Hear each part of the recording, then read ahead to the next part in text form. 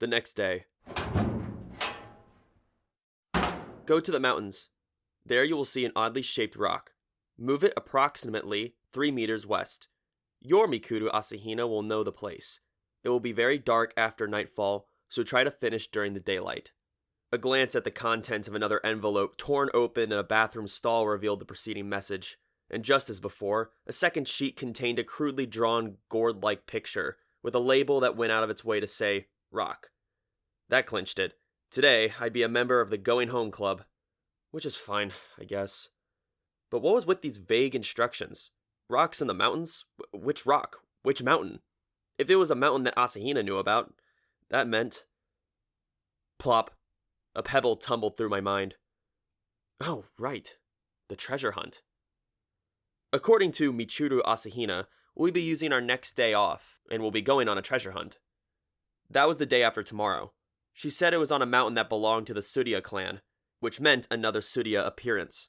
Tsuruya had swallowed the story of the two Asahinas without complaint, and she would probably just smile when confronted by Haruhi and me, but at this rate I was going to become emotionally unstable myself. It would be a problem for Koizumi too. But hold on. So this means Haruhi's going to be back to her usual self soon. I predicted as I head to the classroom. Tsuruya would bring the treasure map and we'd put it to use the day after tomorrow. So that meant Haruhi would definitely have it in her hands either today or tomorrow. Probably tomorrow. I hadn't gotten a whiff of excitement off Tsuruya the previous night after all, which meant she probably hadn't found the map in the storehouse yet. If she had, she would have tried to force it on me to give it to Haruhi. Hey, Haruhi. Just as I suspected, she was already in the classroom, taking a page out of Nagato's book and running in low energy mode as she played the part of the gloomy high school girl. How's Shamisen? She asked without looking at me, the window fogging up with her breath. He's doing okay, I guess. Well, that's good. She doodled a face in the white condensation on the window. So strange. Having a regular conversation with Haruhi was rarer than seeing Nagato doing something besides reading in the clubroom. It made me even more worried. No, more like uncertain. I wondered if there were Celestials going crazy somewhere. What's wrong? You've been so gloomy lately. Haruhi sniffed. What are you talking about? I'm the same as I always am. I've just got stuff in my mind. And She was about to continue, but she cut herself off mid-sentence. What about you? Are you coming to the clubroom today? Her expression made it seem like she didn't care one way or the other, which from my perspective was the most convenient expression possible. Shamisen's still pretty lonely. I can't just leave him to my little sister, and he has to visit the vet again tomorrow. Yeah, that's probably best.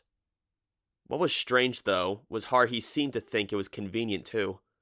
You get lonely when you're sick. Make sure to stay with him until he's fully recovered. I want to play with him when he's well again. It seemed like Haruhi thought of Shamisen as a brigade member, too, in her own way. The part where she told me to take care of him when he was sick, then bring him over to play once he was better, was definitely like her anyway. I'd ought to just lend him to her for a week, I told her. I'll think about it. Haruhi nodded absent-mindedly, her breath condensing on the window again.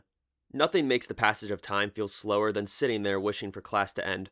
Thus, I gritted my teeth and silently prayed that the teacher wouldn't ask me any questions, aimlessly copying down the contents of the blackboard, passing the time without remembering a single thing from class.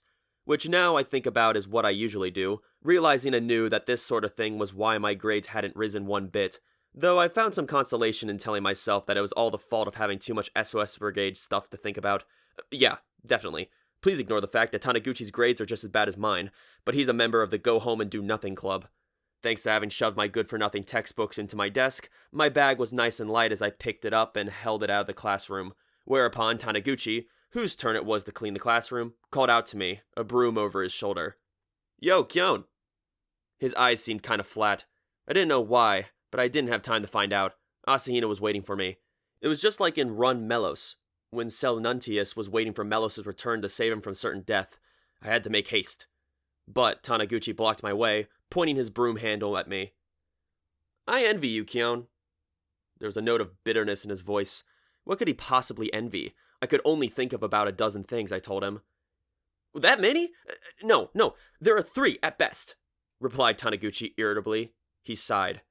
I half wondered whether Haruhi's melancholy had gone airborne and infected Taniguchi. Oh, about Taniguchi. Kunikita's face popped out, and he began to explain, gesturing with the dustpan he held. Turns out he and his girlfriend just split up, so that's why he's down. Guess it makes sense. Well, that's too bad, I said, half smiling as I patted Taniguchi's back. I guess the girlfriend in question must have been the one he'd gotten just before Christmas. I'll bet he felt good and sorry for me, since my own Christmas Eve had been spent enjoying Haruhi's Hot Pot special. Ha ha, with that face, you must have been the one who got dumped. I see how it is. Shut up, he said. The friend I should have had sympathy for pretended to brandish his broom, then held it limply at his side. Just go home already, I gotta clean the classroom and you're in the way. Kunakina gave a pained grin. I hate to say it, but it was only a matter of time, Taniguchi. I admit I never met or saw your girlfriend, but from what you said, she just didn't sound serious about you. Oh, like you'd understand. Well, that's fine. I don't want you to understand. And come on, I mean, her reason for going out with you was way too weird. Whoa, hey, don't say anymore. I'm serious, I just want to forget the whole thing. I wanted to stay a little longer to see how this overwhelmingly high school-like conversation between two good friends would play out, but I was in a hurry. Well, don't overthink it. A great guy like you will definitely meet a nice girl eventually. Every dog has its day, you know? I said. I didn't wait for his reply before I headed out into the hallway, walking away without looking back. At least I'd given him some words of encouragement. I'm not such a jerk that I'd turn his heartbreak into a joke. Although, to be honest, part of me thought he deserved it. I was just happy that the friend who'd gone sprinting ahead of me was now back at the same starting line as the rest of us. We were all in this together. But why was he so jealous of me? The thought occurred to me as I was opening my shoe locker, and with it came another, stranger notion. The terrifying possibility that if a romantic entanglement had been the source of Taniguchi's malice, perhaps the root of Haruhi's gloom was something similar. I shuddered at the very idea, then laughed it off. No, couldn't be. The essentially absurd notion of Haruhi being lovesick was about as likely as being the first-round draft pick in the major leagues next year, which was fine, since I didn't particularly want to get picked, but I had to admit I did want to know what was on Haruhi's mind. I didn't think she was just sitting glumly in an unheated classroom, hand warmers in hand, but... whatever. I didn't have time to think about any of this right now, and anyway, Haruhi would be back to her usual self in no time. I already knew we'd be going on a treasure hunt the day after tomorrow, and since I knew about it in advance, I couldn't afford to worry about extraneous things. A single misstep could set the entire SOS brigade on the wrong path, an outcome I definitely wanted to avoid. It would be like opposing a harmless bacterium to radiation, thus creating a deadly disease. Even if it would have served the cause of science, it was too great a risk. I had to keep my priorities straight. Alright, time to do something about the immediate future. I wouldn't get anywhere worrying about the future of humanity. For me right now, the most pressing problem was the other Mikuru Asahina. I first headed home, then picked up my bike and headed immediately for the Tsuruya estate. On my way over, I planned to call ahead for Asahina to come out, but Tsuruya wasn't home from school yet. I thus assumed that it would take some time for me to get a message through to Michiru Asahina, the freeloader, but the servant who answered the phone seemed to have been informed of the situation by Tsuruya, and all I had to do was give my name, omitting my self-introduction, and I was immediately transferred to Asahina. Tsuruya sure came in handy for times like this. We'd forgotten to arrange it ahead of time, yet she perfectly anticipated of what I would need. If she were to become a personal assistant or something in the future, she definitely had the talent for it. And Asahina was every bit as laudable as Tsuruya. Just wait a moment, I'll be right there, she said over the phone before hanging up. Actions speak louder and more quickly than words. In my pocket was the letter containing the day's instructions, along with a flashlight, just in case. I'd been to Tsuruya's home several times, so my legs took me smoothly there. I could stand by the February cold, and was just happy it wasn't snowing. The wind in my face made my nose and ears tingle as I arrived at Tsuruya's place and rang the bell. Asahina popped right out the front gate. Kyon! She said with a relieved smile, no longer wearing her school uniform, but instead pants and a thick, fluffy coat. I borrowed some clothes from Tsuruya, she said, adjusting her collar as she noticed my gaze. I can't very well get clothes from home after all. You don't remember any of your clothes going missing? I asked as I flipped my bike's kickstand up, at which Asahina looked suddenly abashed. I, don't remember. But I know my usual clothes were all there, and even if they disappeared, I might not have noticed. I mean, not that I have many clothes, really, it's just, She didn't have anything to worry about. If a single pair of underwear went missing from my dresser, I'd never file a police report over it. Even if I managed to notice, I just assumed I misplaced them somewhere. I gave Asahina a gentle look. Whether they were borrowed or not, I told her, she was definitely clear for launch. Oh, no, not at all! Asahina waved her hands bashful. The sleeves and the hem are too long for me, and also... She hugged her chest, turning a bit red before stopping. Never mind. I was feeling calmer and calmer. Clothes that fit the long-limbed, slender Tsuruya would definitely have lacked material in certain places when worn by Asahina. It was easy to guess which part of her outfit was the cause of her stiff demeanor. It was a shame that her upper half was hidden by her coat, but I could worry about that later. I showed her the message from the future I'd gotten from the shoe locker. This is what we have to do next. Got any ideas? Go to the mountain and move a rock. It was like a side quest from an RPG. Worse, the purpose of this quest was far from clear, and since we didn't know whether we'd get some kind of loot upon completion, it wasn't even a very good game. The mountain? The only place I could think of is... a strangely shaped rock. Oh, could it be... Asina murmured as she read the letter, the paper fluttering in the breeze, cocking her head curiously like a chipmunk that's lost sight of its nest. I do have an idea. I think this is where we went for the treasure hunt. That's the only place I know, so... But why? Naturally, I had no idea myself, but I could guess. Asahina, we didn't find anything, did we, on our treasure hunt? No. My fingertips were already turning numb from the cold as Asahina refolded the letter uncertainly. Something felt strange. It's strange, though. These directions must have something to do with that treasure hunt. That's... began Asahina, looking down. I wonder... She looked deep in thought, as though trying to decide whether to voice the feelings that were welling up inside her. The look in her eyes as she shook her head made me weak to the knees. No, I can't think of anything, but we should go. Maybe I'll remember something when we get there. Yeah, let's. It was time to have a look. I felt bad for doing location scouting at the treasure hunt site instead of Haruhi, but she'd forgive me as long as it seemed new to me tomorrow. I climbed back on my bike and gestured for Asahina to get back on behind me. She sat demurely side saddle on the luggage rack. I nearly fainted at the arms that wrapped hesitantly around me from behind, but memories of the previous night brought me back to reason. What's the matter? Asahina asked uncertainly as I looked right, then left, before starting off. Oh, nothing, was my only answer as I pushed down hard on the pedal. The City of Clan's private mountain was east of North High. It was more of a large hill than a mountain, and it didn't have much in the way of altitude. If you really squinted, it did sort of look like a forgotten burial mound, but looking up at the naturally wooded face of the mountain, it didn't matter whether it was a dormant volcano or a forgotten tomb. It would take the same amount of time to climb, and there wasn't a good path. All there was a steep, narrow animal track, so if the bear wanted to go over the mountain, he wasn't going to have an easy time to find it. It's over here. Yes, we climbed up from here. The sun had started to get low as I rode my bike up hills and along fields at Asahina's direction. At the base of the mountain were drained rice paddies and vegetable plots, and not a single person in sight. I wonder if we should just be climbing up someone's private mountain. I looked warily up at the slope, and Asahina giggled. Tsuruya said it was all right. A few days ago, she said. No, wait, relatively speaking, tomorrow. So, yeah, she'll give you permission tomorrow too, Kyon.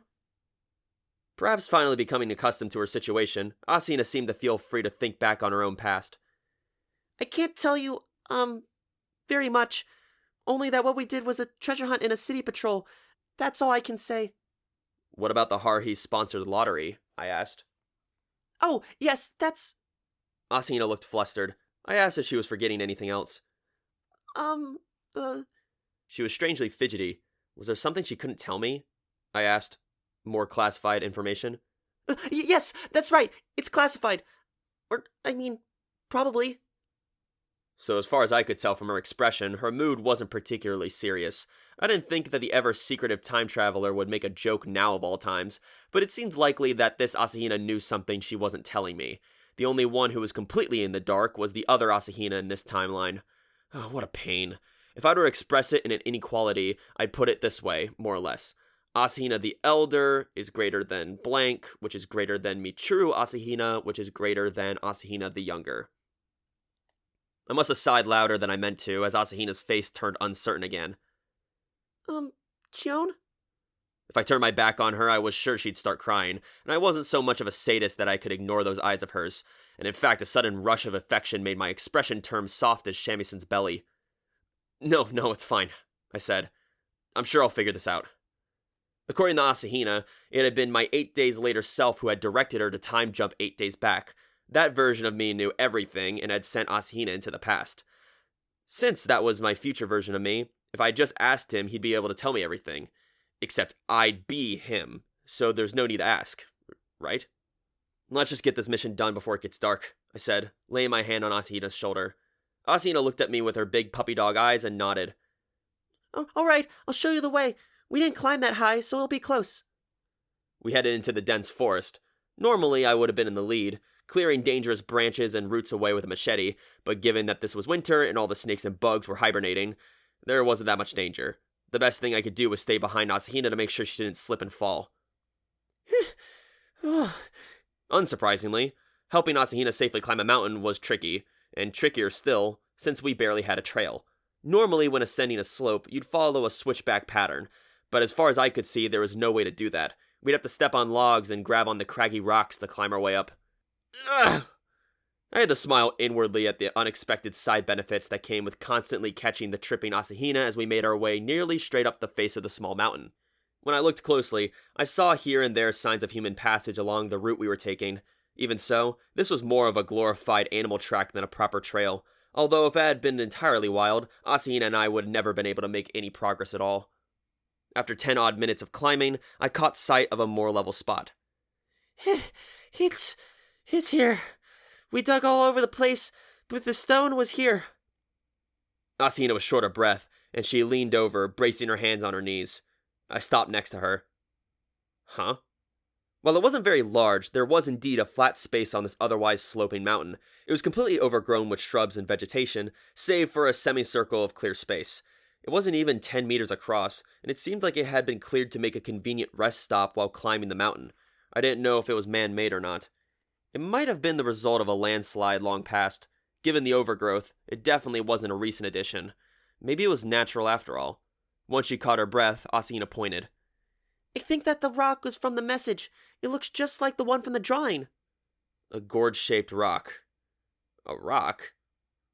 That's awfully big for a rock, I said. Asahina had exaggerated a bit when she'd spoken. It did not look just like the one from the drawing. If true Asahina hadn't been guiding me, I would have been wandering around on this mountain all goddamn night. I suppose it does look a little bit like a gourd, she said. The rock sat at the nearest side of the clearing. To my eye, it looked less like a gourd and more like an arched back of a sea serpent protruding from the surface of the water. Since it was partially sunken into the surrounding earth, it was hard to spot among the fallen leaves and dry grass, despite its whitish surface. I checked the letter again. Move this rock 3 meters west, huh? It was already starting to get dark. It would be dangerous to stay much longer.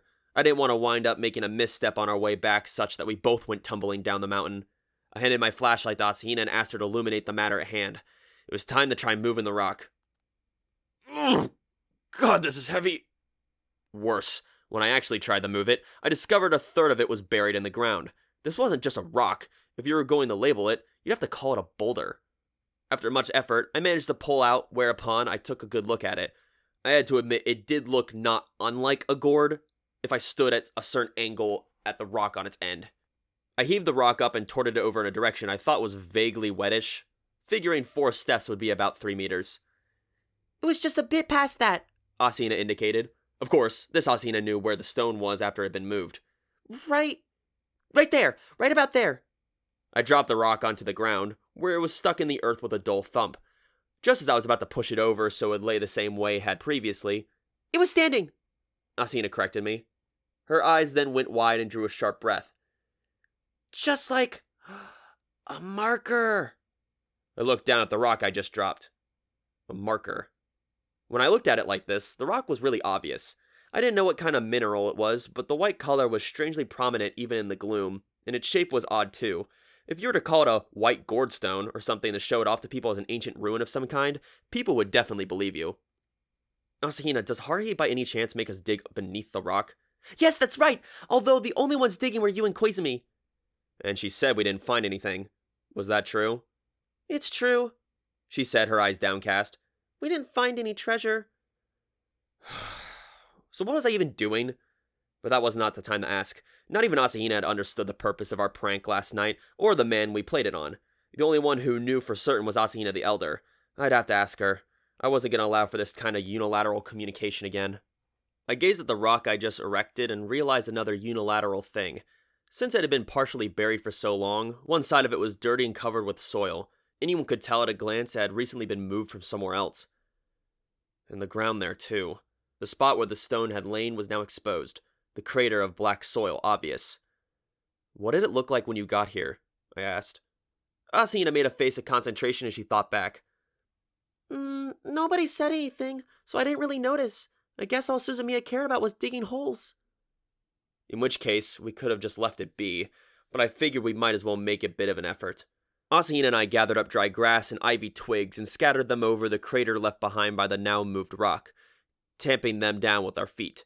We also brushed off the soil that clung to our once buried side of the rock. It wasn't perfect. The difference between the two sides of the stone, one of which had weathered years' worth of changing seasons, while the other was buried in the earth, was too great. We did our best, but the sky was getting dark, so all we could do was finish up at a convenient stopping point. I wasn't sure how hard the work actually was, but it was hard enough. Let's go home, Asahina. I led the way going down. It was a good thing I brought a flashlight. The ancients feared and revered the forest darkness. Plus, they say the descent takes more of a toll on your body than the ascent does. Asahina stumbled several times, clinging to the back for support, and by the time we reached the foot of the mountain, it was nighttime proper. Just then. Oh! Said Asahina, looking skyward. Rain! Within 5 minutes, the occasional drops had turned into a gentle rain. With Asahina on my back, I rode my bike as fast as I could to Tsurya's house. It was mostly downhill, which made pedaling easier. It took us less than half the time it took to get to the mountain and only a third the effort. As we arrived through the drizzle, there was someone waiting for us. Hey there! Welcome back! Tsurya was wearing the same traditional clothing as yesterday, carrying an umbrella in one hand as she smiled cheerfully and opened the gate for us. Where'd you guys get off to? Nah, never mind. I just sure you had your reasons. Tsurunyan hears no evil and speaks no evil. She does see you, though. Wait, Michuru.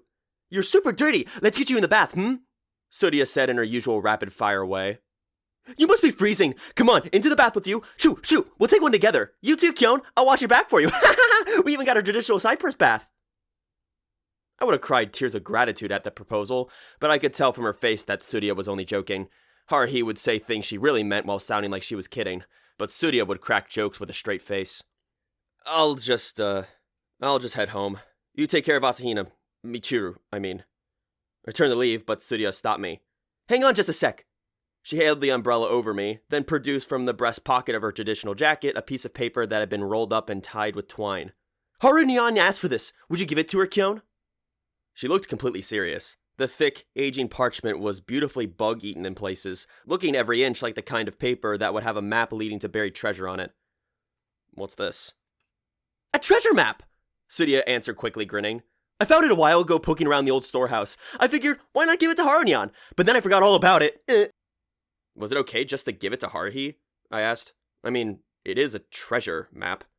Sure, why not? It'll be a pain to go all the way out there and dig it up. If you find anything, just kick me back 10%. One of our ancestors were the one that buried it, see? And according to family records, he was a crazy old geezer who loved pranks. I bet he thought he'd get his descendants good. There's either nothing there, or it's totally pointless. Surely, it will be the former. I took the rolled up parchment as respectfully as I could manage, but Tsurya just flippantly handed it over, so there was only so much graciousness I could show. Make sure to give it to Haruhi, okay? Tsurya gave me a gleeful smile, one eye closed, while a stiff Asahina looked back and forth between the supposed treasure map and me, hastily looking down when she noticed my gaze. What was going on? I wondered. Was there really classified information regarding the treasure hunt? I knew she was sad about being sent back in time with no idea why, but she seemed to have some sort of hang-up about the treasure hunt as well. Here, Kyon, I'll let you borrow the umbrella. Take care on your way home. Bye! Tsurya waved goodbye, and I saw Asahina give a small wave herself before the two disappeared behind the closing gate. I stood there in the rain, umbrella in one hand, ancient scroll in the other. A terrible loneliness struck me hard enough that I wanted to break in and help myself to a bath. Was Tsurya having this effect on me? When you're with someone that cheerful, then left her side, it was like a festival that had ended. She was like the one-woman carnival. Oh, damn, it's cold out here. I rested the umbrella over my shoulder and started walking my bike. Haruhi, Asahina, even Nagato. They could all make me crazy. Oh, crap, I'm really hungry. I didn't see Koizumi on my way back, even though for once I wouldn't have minded talking to him. The next morning, 4 days after the other Asahina had appeared in the broom closet, the previous day's rain clouds were quickly moving east, and the clear sky facilitated some serious radiative cooling. The uphill hike to school helped warm me a bit, but I knew that half an hour in my unheated classroom would make the sweat I worked up only chill me further. I crossed the front grounds and got to the school entryway, then took a deep breath before opening my shoe locker. I knew that the messages from the future wouldn't stop with the last one, and thus I expected there to be another one this morning, and who knew what I'd be ordered to do this time. But my hesitation was pointless, since after all, I had to get my school slippers. And indeed, there was a letter. In fact, there were 3. Come on, Asahina, you gotta be shitting me. They were even numbered. Each envelope had a number carefully handwritten on it. 3, 4, and 6. 3, 4, and 6. So were the 2 earlier ones number 1 and number 2? I guess that makes the first one number 0? But why'd they jump from 4 to 6? What happened to 5? Had she written the wrong number? I shoved them in my pocket and headed directly for the bathroom, which had by this time come routine. I opened the envelopes in ascending order. There wasn't much time before the bell would ring, so I scanned them quickly, then headed out of the restroom. On the way out, I caught a glimpse of my own face in the mirror and saw that I looked as confused as I felt. What was Asahina the Elder trying to get us all to do? And while I'm on the subject, I wouldn't even ask what the point was of sending a completely random man to the hospital, then moving a rock from one place to the other. I really wanted to know, though. I headed to my classroom, filled with half-formed misgivings, where a strangely agitated individual was waiting for me. Kyon! It was Haruhi who called out my strange nickname and came running over, a girl who, until yesterday, had been strangely melancholy. I heard all about it! Hurry up and show it to me! Just as I was momentarily wondering what the insanely grinning Haruhi was talking about, she interrupted. Don't tell me you forgot it! I'm talking about the thing you got from Tsuruya! You know, the super awesome one! I knew she was mercurial, but surely even Haruhi's mood swings had a limit. What had happened to the gloomy, almost sick-seeming girl of yesterday? Don't tell me she'd been replaced by an imposter, I told her. Oh, don't be stupid! I'm always me, and there's only one me in the world, replied Haruhi with a triumphant smile. Anyway, come on, show it to me! If you forgot it, I'm gonna make you sprint home and go get it! I just bet she would. Our idle classmates were starting to stare at us. I told her that I tried to live as unobtrusively as I would. A goal that boring should be written down on a paper airplane and launched off a roof. Living unobtrusively or conspicuously, none of that is irrelevant. If you want to talk about your life, do it in 3 seconds before you die. I didn't want to live a life that could be explained in 3 seconds. But in any case, I helplessly, well, not quite helplessly, got the ancient scroll Tsuruya had given me out of the bag, whereupon it was immediately snatched out of my hand. The owner of the hand that had done the snatching undid the string that held it closed, then spoke to me in a lower voice. Hey, did you look at this? No, not yet. Really? Yeah, I didn't particularly want to. Even though it's a treasure map? That doesn't excite you at least a little bit? I already knew there wasn't even one scrap of treasure, so the only phrase that came to mind here was pointless waste of effort. So tell me, please, how was I supposed to get excited about that? Thus, I tossed Tsuruya's terrible souvenir into my bag and hadn't given it a second glance. I had other things to worry about, and I still did. To be perfectly honest, I was thinking about trying to talk Haruhi out of this whole treasure hunting business, but she was already unrolling the scroll. Honestly, I don't know what Tsuruya was thinking either, giving this thing to you, but she should have just given it straight to me. I guess it's nice to get it first thing in the morning, but I was going to make it a surprise after school. She seemed pleased despite her muttering, whirling around and returning to her seat. Using her pencil case and textbooks as paperweights, she spread the parchment out on her desk and absorbed herself in studying it. I gave up and sat back down in my own seat, whereupon a new question occurred to me. Hey, Haruhi. What? Came her quick reply. When did you find out that Tsuruya had given me that thing? Last night, I got a phone call from her, Haruhi said without looking up. You took Shamisen for a walk, right? Tsuruya spotted you going past her house, and that's when she gave it to you, she said. I guess Shamisen's feeling better. Good for him. I could only purse my lips at Tsuruya's tale. I'd like to see the person who'd take a cat for a walk on a freezing, rainy night like that. There was something wrong with Haruhi if she really believed that. She didn't seem to notice the silence that indicated my exasperation, her eyes shining like they did at Setsubun. Take a look at this, Kyon! This is definitely a treasure map. It says so right here! I looked down at Haruhi's desk. There, on the sheet of parchment, which really belonged in a museum, was a picture and a few lines of text, along with the name of the writer. The picture was clear enough. It was done in simple brushstrokes, but had skillfully captured the shape of the mountain. The writing was done in squiggly, phonetic characters, and since my own classical literature textbook frequently seemed like alien writing to me, I didn't have a prayer of reading this. Haruhi translated for me. Upon this mountain is buried something rare. Those of my descendants who would seek it, dig ye there. After that came the writer's name. Fusaiman Tsuruya, 1702, 15th year of the Genroku era. I didn't know how many generations back this studio was, but he sure left quite a thing behind. I mean, why'd he need to bury it? I wondered if it was just as Studio had said, a prank reaching across time. If not, somebody would have dug it up in centuries between the Genroku period and the modern era. So where on the mountain is it buried? I asked, disinterested. Haruhi traced her finger over the ink writing. It doesn't say. There's no landmark or marker. All it says is that it's somewhere on this mountain. But that's okay. Her energetic gaze assaulted me.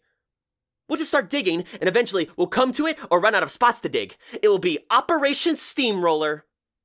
So who is this we she was talking about?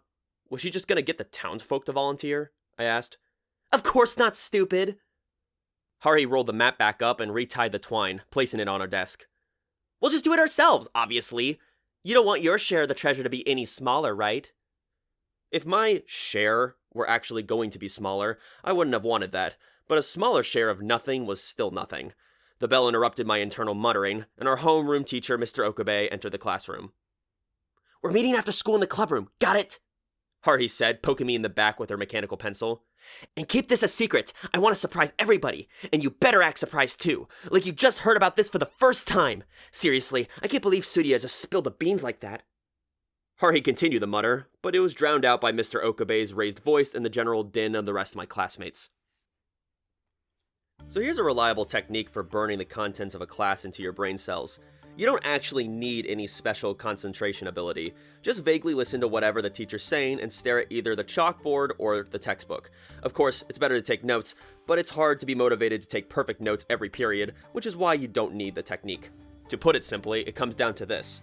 You don't have to concentrate on class, but if you can't think about anything besides class. After all, if you're thinking about nothing, you get bored, and your idle brain will just remember whatever's coming in from the ears and the eyes. Just give it a try. But please keep in mind that I got this technique from Haruhi. You could say it's the Haruhi-style study technique. You don't have to study, but you just can't think about anything besides study. But there's no joy in that kind of life, and I found the idea of Haruhi not thinking about anything difficult to believe, so basically this had to be a crock, although there was nothing I could say to the fact that Haruhi's grades were excellent. All that said, it was a tall order for me at the moment. While Haruhi's vague melancholy had bothered me quite a bit recently, her magic points seemed to have been completely restored by a single sheet of ancient paper, a turn of events I welcomed. It was one less thing for me to worry about. In exchange, I now had 3 more letters worth of orders from Asahina the Elder. With the help of Asahina from 8 days hence, I'd have to put them into action somehow. Even if I wanted to do it immediately, they were time dependent, so I couldn't just dash out of the classroom immediately and get to work. But neither could I afford to be lazy. With all of these thoughts in my head, it was no wonder I couldn't absorb any of the class material, but at least I had a unique excuse. After school, Haruhi herded me off to the clubroom. I felt like a tiny fish being cornered by a cormorant. Thanks to Tsuruya's improvisation, I couldn't use Shamisen-'s health as an excuse to go home early, and on top of that, I genuinely had no other plans today. That's right, the letters I retrieved from my shoe locker made it clear that today and the next day were free. My duties would fall on the day after tomorrow and the day after that. The reason 3 messages had all arrived together today was simple. After today, I wouldn't be back at school for a while. Thanks for the holiday and the entrance exams for middle schoolers, it was a 4-day weekend. Time travelers sure did like using shoe lockers as post office boxes. I wouldn't have minded a bit if she just delivered the messages to me in person. I had more than a few things I wanted to ask Asahina the Elder. Such were the thoughts that occurred to me during class, and even now, being dragged along by Haruhi, finally, we arrived at the literature clubroom. Hey, sorry for the wait! I entered the room, pulled after Haruhi as she gave a cheerful yell and opened the door energetically. A strange nostalgia welled up within me, probably because it had been 3 whole days since I last hung out with the entire membership of the brigade. Apparently, my attachment to the group was such that I had this sort of feeling after only 3 days. Still feeling a bit dazed, I closed behind us the door Haruhi'd thrown open, then gave the brigade members inside another look. My gaze first landed upon a girl sitting in the corner, school uniformed, hair short cropped, thick book open in front of her. Nagato regarded both Haruhi and me with her tirelessly blank expression, but soon returned her attention to the text before her. The small-framed organic android wasted neither words nor actions, her stoic, tranquil manner constant as she occupied her corner. Hello there, it's been a while. Koizumi smiled meaningfully, the scattered pieces of a jigsaw puzzle before him. How's Shamisen's the first doing? If necessary, I can recommend an excellent animal hospital. I have a friend whose relative operates in it, and I've told it's very good. Yeah, I'll bet. All of his connections seem to be excellent, I muttered. I'm surprisingly well connected, actually, in many ways, said Koizumi, snapping a jigsaw puzzle piece into place. If I follow those connections, I can find nearly anyone. As far as people outside my network of connections go, he continued, spreading his arms elegantly wide, as though performing on stage, they'd have to be people that don't yet exist on the Earth. He already knew aliens and time travelers, so who else would he have possibly hoped to be acquainted with? I didn't want to meet any extra-dimensional travelers, that's for sure. It'd be nothing but trouble. Koizumi chuckled and cut off his conversation with me, turning to Haruhi. I believe you have something about holding a meeting today? That's right! A special emergency meeting! Haruhi tossed her bag into the brigade chief desk, then plopped down in her chair. Mikuru! Tea, please. Oh, okay. It was absolutely Mikuru in a maid outfit who answered adorably, then hurried over to the kettle. Of course it was. There wasn't any problem with Mikuru being here. Still. I murmured quietly, my mouth closed. I needed to put my thoughts in order. This wasn't Michiru Asahina, who even now haunted Tsurya's house. This was the Asahina who hadn't yet traveled a few days back in time. As she poured hot water from the small burbling pot, she suddenly looked up at me. Kyon. She looked worried, exactly like the other Asahina who had appeared 3 days ago, from what was then 8 days in the future. I guess that was obvious. As I was trying to prepare myself to say something, she continued. How's the kitty cat going? Maybe he's sick because we took him to such a cold place during winter vacation. No. I stumbled over my words. This Asahina didn't know anything. She had no idea that 5 days from now, in the evening, she would jump back in time to 3 days before today. Man, this is getting hard to keep track of. Shamison's been doing a lot better since yesterday. He's probably rolling around in my room right now. Asahina smiled beautifully, which made me feel even guiltier. Michiru Asahina already knew that Shamison's supposed illness was a total lie, which was why she hadn't said anything about it, but this Asahina was worried about him and was trying to comfort me, all because of a big fat lie. It made me want to bow my head in apology. Please do let me play with him again sometime. He's such a cute kitty. There was nothing cuter than Asahina, though, not within 500 light years of this planet, but if she thought a cat was a good excuse to come visit my house, I prepare cats aplenty, I told her. Although Shamisen was always bringing a black galley cat over, probably his girlfriend. That'd be nice. Oh! Asahina startled. The tea spilled! Hot water had boiled out of the teapot. She had been distracted by her conversation with me about the cat. This seemed to fit Haruhi's idea of Asahina as the clumsy maid. Her arms folded in satisfaction, Haruhi watched Asahina wipe the table. I pulled out a folding chair and sat down next to Koizumi, while Haruhi took out the current object of her obsession and waited to make her announcement. Sorry to keep you waiting. Asahina bought a tray with 2 teacups on it, serving Haruhi and me. I figured Haruhi would only be able to wait until we had a single sip of tea, but contrary to my expectations, she didn't seem to have any intention of standing. She sipped her tea, then leaned back in her chair at the brigade chief's desk, a cocky grin on her face as she turned on the computer and idly flipped through a magazine. Our eyes would meet occasionally, whereupon she looked serious for a moment, then go back to grinning. The woman of 100 faces, indeed. What did this portend? Koizumi continued to work on his puzzle, pretending not to notice, while Nagato hadn't reacted at all. Asahina busied herself with a second round of tea, and while things seemed pretty much totally normal was totally weird today. What was Haruhi wasting all this time for? The answer was soon entirely clear. The room's peace was broken not by a cry from Haruhi, or a PA announcement telling students to go home, but rather a rhythmic knock at the door. Hey, here I am! Can I come in? I heard a high, familiar voice as Haruhi bolted to her feet. We've been waiting! Come on in! In a rare display, the brigade chief opened the door herself to welcome in the guest. Hey there, long time no see! Everybody but Mikuru! Oh, I guess I saw you yesterday, huh? Kyon? Shemi's great! You should bring him by again! Tsurya's loud voice rang out. She and Haruhi had their arms around each other's shoulders, and she grinned as though they were about to bust out in a line dance. Here we go again, I thought. Yep, that's right. A treasure map. Treasure's about 300 years old. It'd be great if it was Genroku-era gold coins or something. Tsurya sat cross-legged on a folding chair as she munched down on her rice crackers that were served with her tea. Hadn't been in the storeroom for like 5 years. We just keep stuff that we don't need around there, see? Found that scrap of paper in the family storeroom, in a basket buried under a bunch of junk. Tsurya gulped down tea from the nice guest-use-only teacup, then stood up and pointed at the whiteboard. The map had been stuck to the whiteboard with magnets at its corners, while Haruhi stood beside it and patted Tsuruya's back with the pointer she held. They tried to get us to turn that mountain over to the state, but my ancestor said that in his will that we can ever do that. It must be because of that treasure. Is that what you're getting at, ancestor guy? Tsuruya clapped her hands together and made a quick bow towards the sun, as Haruhi smacked the whiteboard with her pointer. So that's that. So what was what? All we heard was Tsuruya talking about her ancestor's will, I pointed out. Obviously, we're going to go search the treasure her ancestor buried. What would be the point of this story otherwise? Haruhi's mouth was open wide, her white teeth showing. That settles it. We're going tomorrow. If we don't hurry, someone might beat us to it. Assemble at the usual station, 9 a.m. We're heading to the mountains, and don't worry, I'll bring everything we need. It went without saying that I was completely unsurprised. I was the one who gotten that map from Tsuruya yesterday. I heard we were going on a treasure hunt 3 days earlier from Asahina, and again this morning from Haruhi. I had no confidence in my ability to fake being surprised now. I brought my mostly empty teacup to my lips and pretended to take a drink. But it turned out there was no need. Only one person in this room was surprised. What? Treasure hunting? Mountain climbing? I better make some lunches. Only Asahina.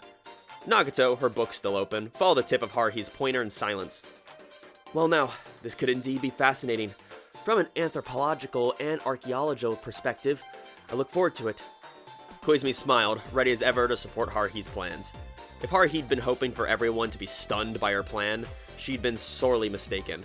But she seemed not to take a notice for the lack of surprise. That's about the size of it. If we find anything, we'll split it equally. Tsuruya gets a share too, for her support. Sounds good, said Tsuruya, a little too loudly. If you find anything worth money, I'll totally give you guys 90%. And if it's something that great, actually, I forgot how many greats. But anyway, if something that Grandpa Fusamanon left to get a laugh out of his grandchildren, I guess my family will hang on to it. Either way, I can't help you out with the digging. I'm busy tomorrow, see? Tsuruya gave me a significant look, after which she turned to Asahina and smiled. Tsuruya's body language made it clear that she was going to keep her promise not to say anything to this Asahina. I didn't doubt her. And yet, for someone who claimed she didn't want to be involved more than necessary, she had given me as much explanation as anyone short of Koizumi. In spite of that, given that, her actions were hard to understand. At least when she helped out with the baseball tournament, or when we borrowed her family's villa, those were requests that we made of her. But this time, she'd gone out of her way to throw Haruhi a bone. It was like she was trying to be more involved with us, rather than less. Maybe she just liked giving Haruhi things she thought Haruhi would enjoy. Whatever my suspicions, Tsuruya continued to munch away on the rice crackers, happy as a clam. Still stranger was the fact that Koizumi seemed similarly troubled, and when I thought back, I realized that in all the times Tsuruya had popped into the clubroom, she'd never given him a significant look. If Koizumi's bosses told him not to interfere with Tsuruya, then her showing up all the time might put him in a bad position. Or maybe.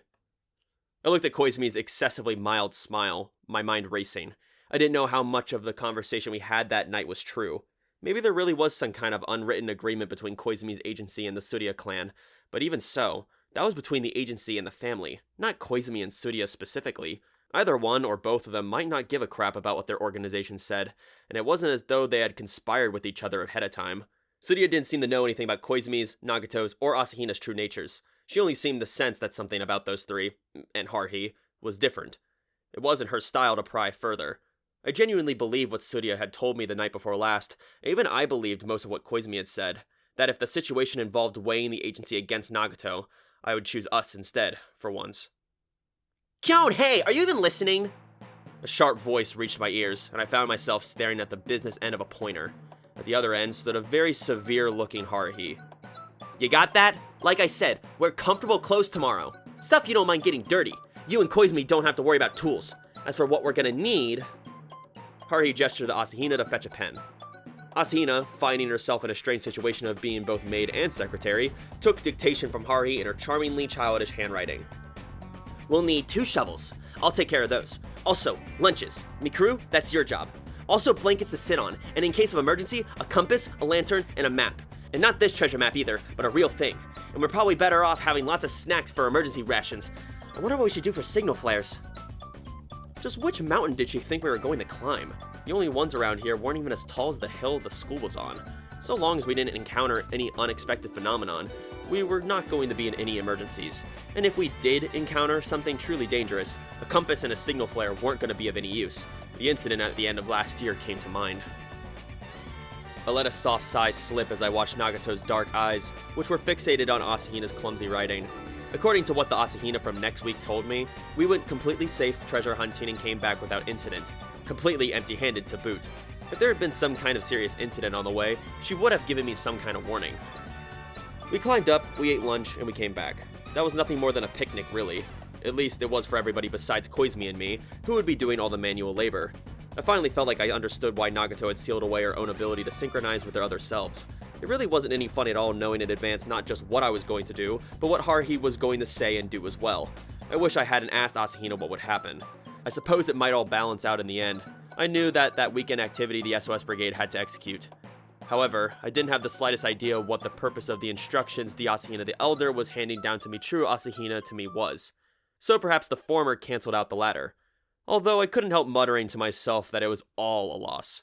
Space on the whiteboard was rapidly disappearing as Haruhi, now entirely given order to the idea of mountain climbing, rattled off item after item to add to the list, with Asahina being forced to kneel down in order to squeeze tense and Sherpa into the bottom of the board in tiny letters. Come on, Haruhi-nyan. It's not like we're crossing the Titan Shan on foot. It's a pretty tiny mountain, really. We got a cell phone coverage, so if anything happens, you can just call for help. They'll send a rescue squad. Surya said, grinning. I played around on that place all the time as a kid. It's totally bear-free. Haruhi smiled back. Thanks. We'll be counting on you if anything bad happens. So she hadn't been serious about the preparations, I wondered. Haruhi waved her pointer around. All right, everybody. Surya's giving us so much support. We've got to bring that treasure out. Let's give it our best shot. I realized I was feeling strangely calm, which in turn worried me. Haruhi seemed to have returned to her old self, her eyes shining as she looked at me. That alone was enough to push aside all misgivings, and I suppose I felt reassured, or something like that. In any case, it was always better when people cheered up, whatever the reason. After her unilateral decision to go treasure hunting, Haruhi went to the library and got every Edo-era reference book, map, and historical novel she could find in an effort to deduce more about Surya's ancestor, who apparently been a headman or merchant or something. But such deductions were really no more than guesses, and after about an hour of this, our, quote, emergency meeting was concluded. Incidentally, Haruhi unreasonably hoped for something more interesting than boring old coins. But when Nagato closed the paperback she was reading, Haruhi followed suit and shut the encyclopedia of matchlock firearms into which she'd been gazing. At that point, everyone headed home. I was hoping I'd have the chance to talk with Surya on the way down the hill, but the opportunity never rose. She and Haruhi briskly took up the front, behind them followed Asahina and a silent Nagato, while Koizumi and I brought up the rear. I wanted to make sure that Michiru Asahina was doing okay after Surya's place, but I couldn't risk asking while Haruhi might be able to hear. Oh well, I could call later. I'd have to, in order to discuss the upcoming plans with that Asahina. One of the 3 letters that had come this morning contained instructions that required a bit of preparation. I'd have to set something up beforehand. I was doing more and more unpaid errand running. Still, I had to admit I was impressed with Surya. As I watched her rapid exchanges with Haruhi and Asahina, she wasn't letting it slip for a moment that she was hosting Asahina's doppelganger at her house. She just seemed like regular old Surya. She was a classmate I could really count on. See you tomorrow. Tardiness equals punishment. We split into smaller groups within sight of Nagato's apartment, and after I waved in response to Haruhi's voice, all I had to do was pretend to head home. I ambled along toward my house, pretending to be a high school student returning home.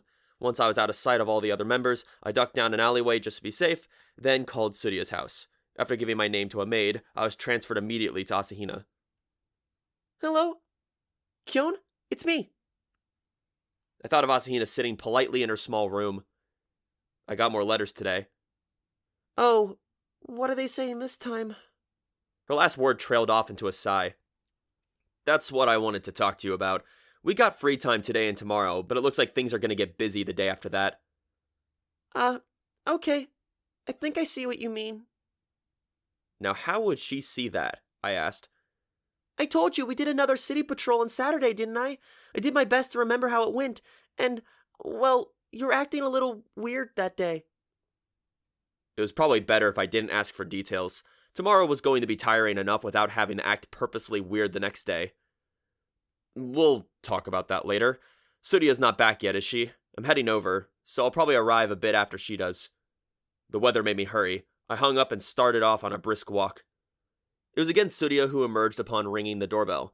She must have gotten there a moment before I did, because she was still wearing her school uniform.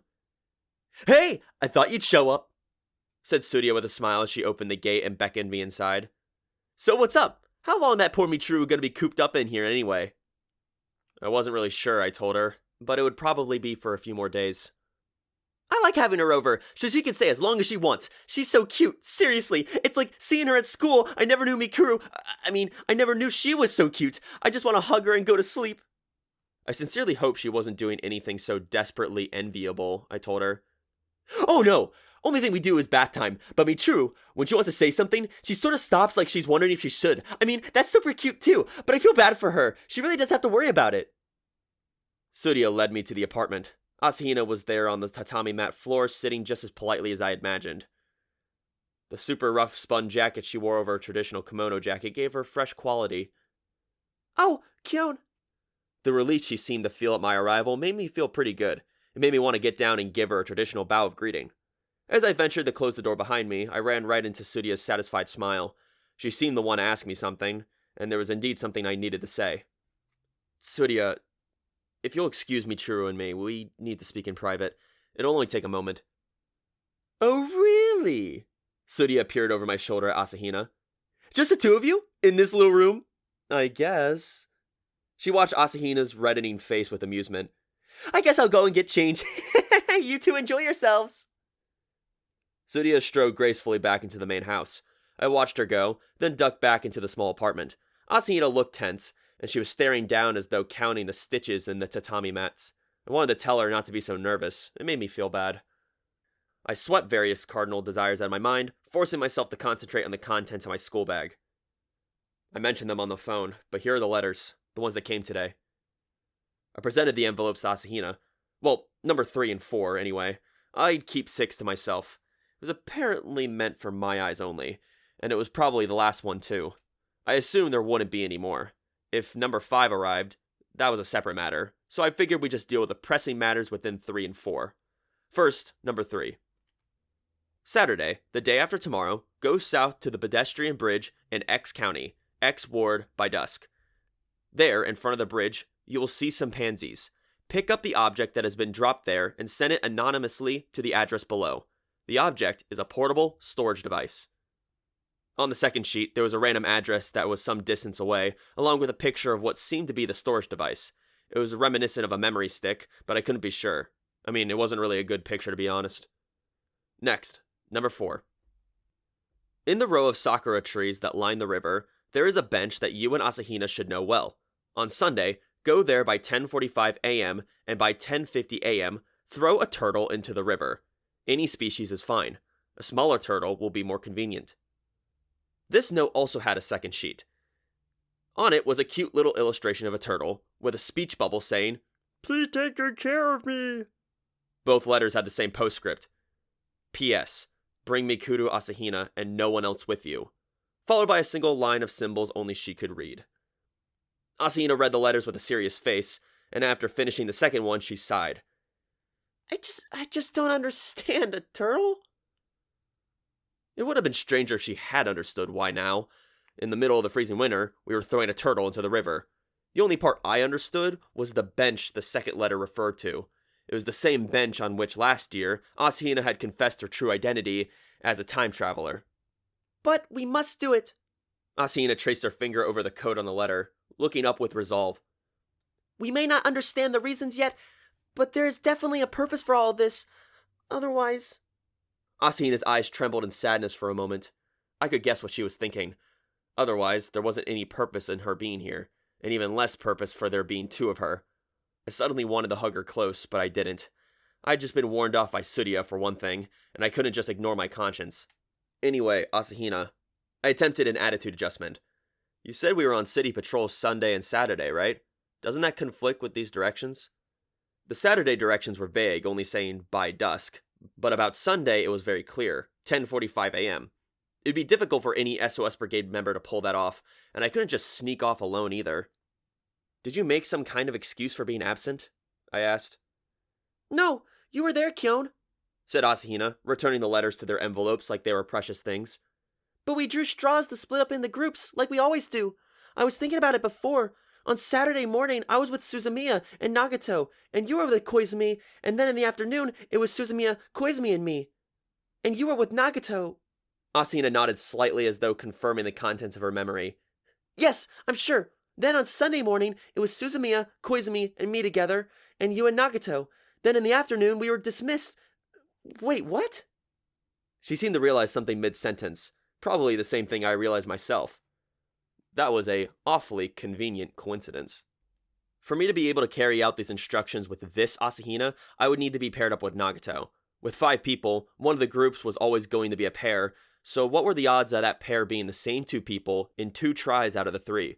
I wasn't going to bother doing the math, but I was sure they were pretty low. And Nagato already knew the situation. I was sure that ringing the outcome of the straw drawing would be child's play for her, even now. She'd do it if I asked, and this was the outcome. I wonder, said Asahina, uncertain. But it has to go the way I remember, doesn't it? Did Nagato cooperate with us? It was a troubling thought. The pairings in Asahina's memory were fixed. Her memories weren't even a week old, so they had to be correct. So why would I naturally be paired up with Nagato? Or do we need to rig it? I didn't agonize over it for very long. We'll get Nagato to help, I said. I know it feels like cheating, but we'll be in real trouble if things don't work out properly. She'll understand. I agree, said Asahina readily. You seemed a little off during the patrol, so that must have been it. I think it was because you asked Nagato to fix the lottery. So how was I supposed to look? Off? What did that mean? I asked. That's, well, just kinda off, Asahina mumbled. It would have been nice if she could give me a concrete example of the offness, I told her. I'm sorry, I just don't really know how to explain it. She didn't have to apologize, I said. It wasn't like it was that important. But, oh, right, on Sunday, when Suzumiya, Koizumi, and I were at the bookstore.